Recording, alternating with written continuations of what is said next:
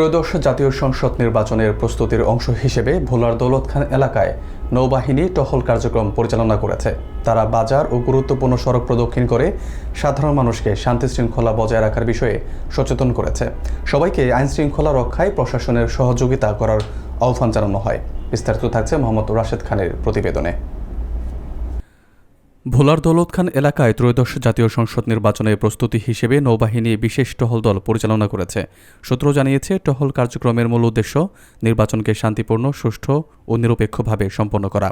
এই কার্যক্রম চলাকালে বাজারে ফুটপাতের অবৈধ দখল প্রতিরোধে ব্যবসায়ীদের সতর্ক করা হয়েছে এবং বিভিন্ন যানবাহন, বিশেষ করে অটোরিকশার চলাচল সঠিকভাবে পরিচালনার নির্দেশনা প্রদান করা হয়েছে।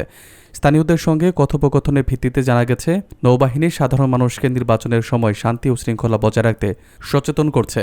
প্রশাসনের সঙ্গে সহযোগিতা ও স্থানীয় জনগণের অংশগ্রহণকে টহল কার্যক্রমের গুরুত্বপূর্ণ অংশ হিসেবে বিবেচনা করা হচ্ছে।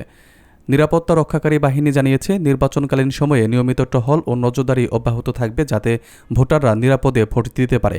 এছাড়া তারা সকলকে আইনশৃঙ্খলা রক্ষায় সহায়তা করার আহ্বান জানিয়েছে, যা নির্বাচনের সুষ্ঠু পরিবেশ নিশ্চিত করতে গুরুত্বপূর্ণ হিসেবে দেখানো হয়েছে।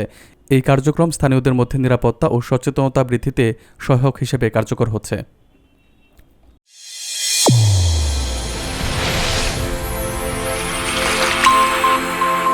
চ্যানেল A1 হৃদয়ের স্পন্দন।